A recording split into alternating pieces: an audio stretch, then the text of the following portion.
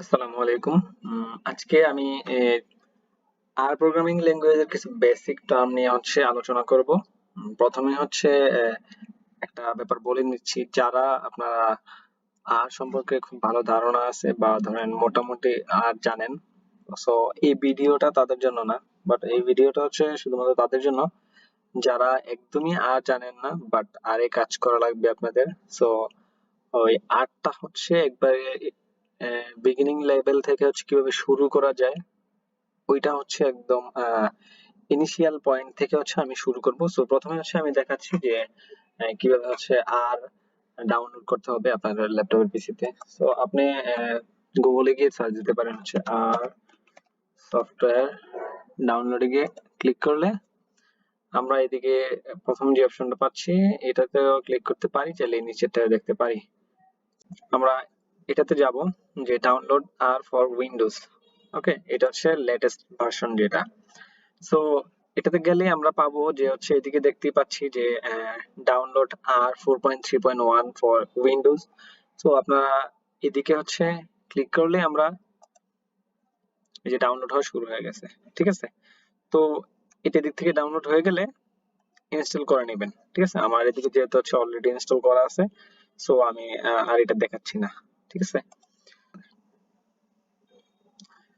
So পরবর্তীতে আর download হয়ে গেলে আমরা আর স্টুডিও ডাউনলোড করব। এখন স্টুডিও ডাউনলোড করতে গেলে আমরা সেম ভাবে সার্চ করব আর এসটিইউ আর স্টুডিও ডাউনলোড। ওকে, এই যে আর স্টুডিও ডেস্কটপের জন্য আমরা ক্লিক করলে নিচে উম, এদিকে আমরা দেখতে পাচ্ছি যে দেখতে পাচ্ছি ইনস্টল আর। আপনি চাইলে সরাসরি এই যে এদিকে এসেও আপনি আর ডাউনলোড করতে পারবেন, প্রথমে আর ইনস্টল করতে পারবেন, দেন আর স্টুডিও।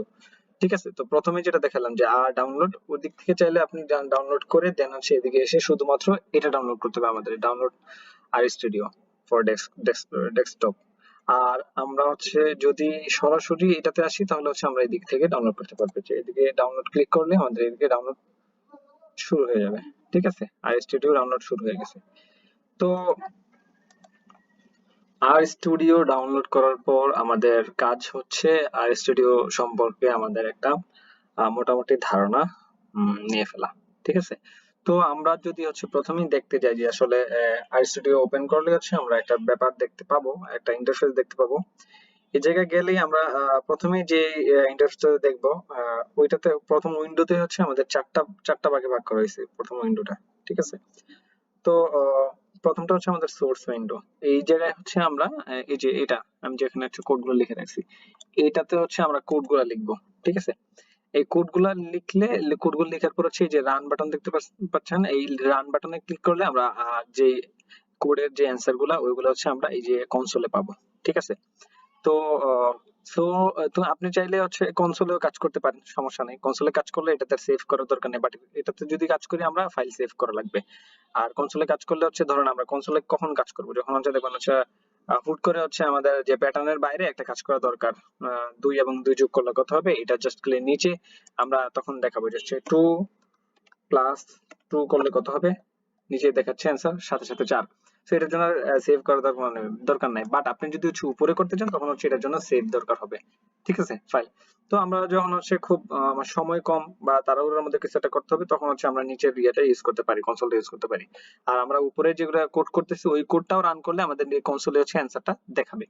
আর পাশে যে ডান পাশে যে দুইটা পার্ট, উপরেটা এনভায়রনমেন্ট, নিচেটা প্যাকেজ হেল্প বাই ভিউয়ার, ওই টাইপ।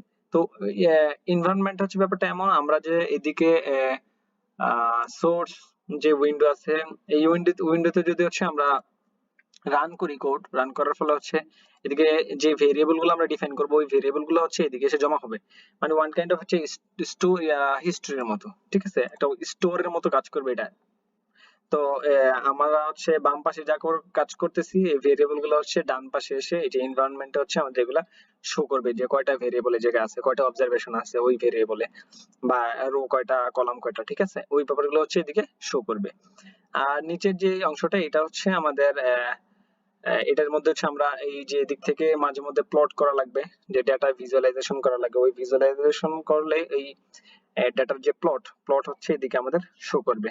চাইলে আপনি আবার আমাদের আর এ হচ্ছে বিভিন্ন ধরনের প্যাকেজ ইনস্টল করা লাগে, তো ওই প্যাকেজ গুলো হচ্ছে আমরা চাইলে এদিক থেকে এসে ইনস্টল করতে পারি। সাপোজ এভাইন্ড একটা প্যাকেজ, আপনি চাইলে হচ্ছে এটা ইনস্টল করতে পারেন। ঠিক আছে, এই যে ক্লিক করলে আপনি দেখতে পাচ্ছেন যে হচ্ছে কনসোলে কিন্তু হচ্ছে এই যে প্যাকেজ ইনস্টলের একটা লাইব্রেরি শো করতেছে। ঠিক আছে, তো এটা হচ্ছে আমাদের বেসিক ধারণা, মানে আর এর স্টুডিও খোলার পর পর আমাদের যেই ইন্টারফেসটা আমরা দেখতে পাবো, এটা হচ্ছে ওইটার একটা ছোট ধারণা হচ্ছে এটা। ঠিক আছে, এখন আমি একদম পুরা প্রথম থেকে হচ্ছে আমি কোডগুলো একটু ছোটভাবে বুঝাচ্ছি যে আসলে কোডগুলো কিভাবে কাজ করে।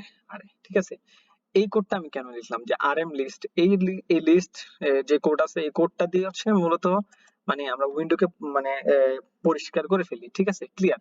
ধরেন সাপোজ আমি এদিকে আমরা একটু আগে কাজ করলাম না, ডি ডি ডি টি দুটো কিন্তু আলাদা আলাদা ভেরিয়েবল।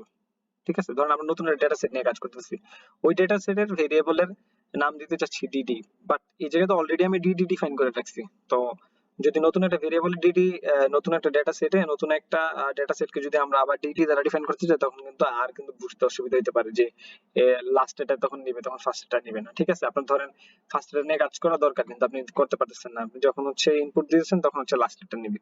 সো এটাকে আমরা ক্লিয়ার করে দিতে চাই যে আরএম লিস্ট ইউজ করলে হচ্ছে যে রান করলে আপনার যে এনভায়রনমেন্ট আছে এনভায়রনমেন্টটা ক্লিন হয়ে যাবে। ঠিক আছে, এদিকে কনসোলটাও চাইলে আপনি ক্লিন করে দিতে পারেন, এদিকে ক্লিক করে মোটামুটি আমাদের দিকে সবকিছু ক্লিন। ঠিক আছে, তো আরএম লিস্টের কাজ হচ্ছে এটা যে হচ্ছে আমাদের প্রিভিয়াস ডেটা হচ্ছে রিমুভ করা। আর সিড পয়েন্ট হচ্ছে আমাদের সেকেন্ড লাইন। সিড পয়েন্ট হচ্ছে আমরা যদি কোনো একটা ডেটা সেট নিয়ে কাজ করতে যাই বা র্যান্ডম ভেরিয়েবল নিয়ে কাজ করতে যাই, আমরা যদি একটা সিড পয়েন্ট দিয়ে দিই তাহলে হচ্ছে ওই সিড পয়েন্ট বারবার ইউজ করলে হচ্ছে আমরা প্রথমবার যে কয়েকটা র্যান্ডম ভেরিয়েবল পাইছিলাম প্রত্যেকবার সেম র্যান্ডম ভেরিয়েবল দিবে। ঠিক আছে, মানে হচ্ছে এটা আইডেন্টিফাই করা যায়, মানে একটা স্টুডেন্টকে হচ্ছে আইডেন্টিফাই করার জন্য এই সিড পয়েন্ট এনাফ। ঠিক আছে, সিট পয়েন্ট দিলে হচ্ছে একটা স্টুডেন্ট সত্যিকার অর্থে এটা কোড করছে কিনা পরবর্তীতে হচ্ছে ওই সিট পয়েন্ট দিয়ে কাজ করলে হুবহু সেম কোড দিবে। সো এই জন্য আমরা এটা মূলত ইউজ করে থাকি। পরবর্তীতে হচ্ছে আমরা ফাইল রিড করলাম। ঠিক আছে, ফাইল রিড করা ফাইল বিভিন্ন ধরনের হতে পারে, সিএসভি ফাইল হতে পারে, এক্সেল ফাইল হতে পারে, স্ট্যাটা ফাইল হতে পারে। তো আপনি চাইলে হচ্ছে এদিকে ফাইল রিড করতে পারেন, আবার এদিকে চাইলে হচ্ছে যে ইম্পোর্ট ডাটা সেট থেকে হচ্ছে আপনার ফাইল ইম্পোর্ট করতে পারেন। ঠিক আছে, তো এদিকে ফ্রম এক্সেল যদি আমরা ক্লিক করি, এদিকে ব্রাউজ করলে হচ্ছে আমরা আমাদের জিপিসি তে যদি এক্সেল ফাইল থাকে ওগুলাকে আমরা এদিকে এনে ইম্পোর্ট করে দিলে হচ্ছে আমাদের ফাইল রিড হয়ে যাবে। তো আমাদের যেহেতু আপনার কোডার বা কোডার হবেন ভবিষ্যতে, সো কোডের মাধ্যমে শেখাটা হচ্ছে বেটার। যে read.csv লিখে আমাদের জিপিসি তে যে লোকেশনটা আছে ওই লোকেশনটা, এই লোকেশনটা হচ্ছে আমরা এই জায়গার মধ্যে দিয়ে দিলেই মূলত হচ্ছে এটা রান হয়ে যাবে। আমি যদি রান করি দেখেন কি আসে। পরবর্তীতে হচ্ছে যদি রান করি যে ডিডি আসছে। ঠিক আছে, ডিডি এখন আমরা যদি এটা একটু দেখতে যাই যে ডিডি, এই যে দেখেন আমাদের ভিতরে যে ডেটা সেট ছিল এই ডেটা সেটটা হচ্ছে এদিকে রান হয়ে গেছে। ঠিক আছে, এদিকে শো হচ্ছে কনসোলে। পরবর্তীতে আমি চাচ্ছি যে ডিডি মানে হচ্ছে পরবর্তীতে কি, মানে ডিডির ভেতরে হচ্ছে আমাদের সারি ছিল অনেকগুলা। ঠিক আছে, 70টার উপরে।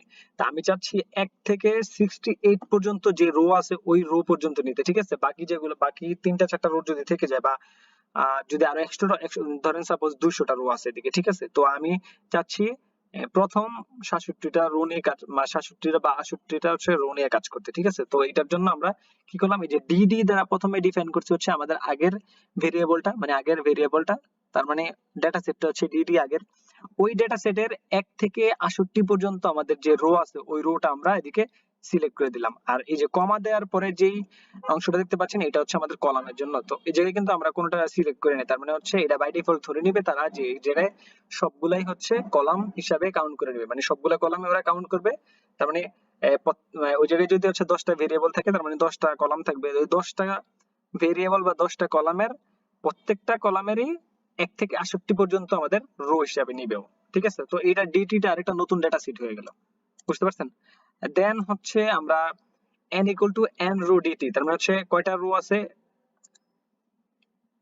আমরা যদি দেখি এখন, এই যে 68টা রো দেখতে পাচ্ছেন। আচ্ছা, এরপর আহ, আমরা এই যে আইডি করলাম, আইডি দ্বারা বোঝাচ্ছে হচ্ছে মানে আমাদের একটা স্যাম্পল, এটা একটা ফাংশন। ঠিক আছে, আইডি তে যদি আমরা যাই এই যে দেখেন নো অবজেক্ট, সরি এটাকে রান করে নেওয়া লাগবে আগে, দেন আইডি।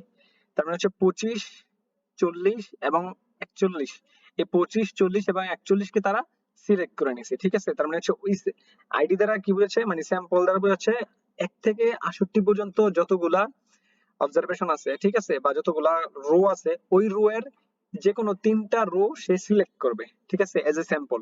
এটা র্যান্ডমলি করবে। এখন প্রত্যেকবার কিন্তু এই 19, 22, 58 এটা সিড পয়েন্ট, এই সিডের জন্য হচ্ছে প্রত্যেকবার কি করবে, 25, 40 এবং 41 অবজারভেশনটা সিলেক্ট করবে, ঠিক আছে। এই জায়গায় যদি সিড পয়েন্ট চেঞ্জ করেন, এই জায়গায় কিন্তু স্যাম্পলও চেঞ্জ হয়ে যাবে, 25 জায়গায় 26 আসতে পারে, যে কোনো ধরনের নাম্বার আসতে পারে, ঠিক আছে। এই যে এদিকে ডিটি, ঠিক আছে, মাইনাস আইডি, এই যে আইডি আমরা স্যাম্পল নিলাম, 3টা স্যাম্পল নিছিলাম না একটু আগে, হুম, ওই 3টা স্যাম্পল বাদ দিয়ে দেবো আমাদের মেইন ডাটা সেট থেকে, ঠিক আছে, ডিটি থেকে বাদ দিয়ে দিব যে আইডি, ঠিক আছে। আইডি দ্বারা হচ্ছে আমরা স্যাম্পল সিলেক্ট করছি, হুম, যে 3টা স্যাম্পল সিলেক্ট করছি। তো আমার এই সিড পয়েন্টের জন্য আমার আসছে হচ্ছে 25, 40 এবং 41। তো এই 3টা সিড পয়েন্ট, এই 3টা হচ্ছে আমাদের নাম্বার আসছে। এই 3টা নাম্বার মানে হচ্ছে এই 3টা নাম্বারকে হচ্ছে আমি আইডি আকারে একটা ভেরিয়েবল ডিফাইন করছি, ঠিক আছে।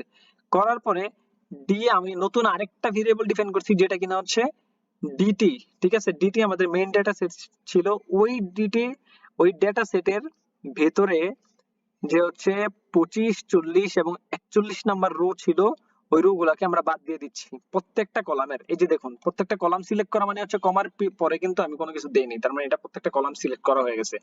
আর এদিকে মাইনাস আইডি বলতে বোঝাচ্ছে হচ্ছে এই আইডি বলতে আইডির ভেতরে যেই অবজারভেশন গুলো আছে বা যে নিউমেরিক নাম্বার গুলো আছে, ওই নিউমেরিক নাম্বার গুলো হচ্ছে কলাম, সরি, রো থেকে হচ্ছে বাদ হয়ে যাবে, ঠিক আছে। তার মানে মাইনাস আইডি বলতে বোঝাচ্ছে হচ্ছে আইডি আমরা জানি 25, 40, 41, তার মানে হচ্ছে 25, 40, 41 টা হচ্ছে এই আইডিটা রো এর জায়গায় আছে, আমরা বাম পাশে রো থাকে, ব্র্যাকেটের ডান পাশে থাকে কলাম, সো কলামে এই যে ফাঁকা, আর এই যে রো এর জায়গায় হচ্ছে মাইনাস আইডি।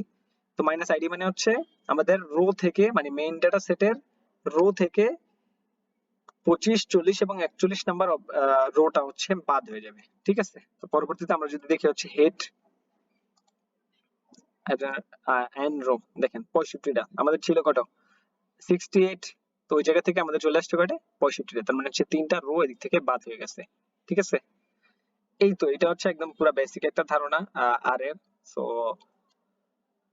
যদি কারো কোনো প্রশ্ন থাকে কমেন্টে জানাতে পারেন, আমি হচ্ছে এটা ক্লিয়ার করে দেবো। আর পরবর্তীতে আরো অনেক কোড আছে, ওগুলা চাইলে হচ্ছে আস্তে আস্তে শিখে দিতে পারবো ইনশাল্লাহ।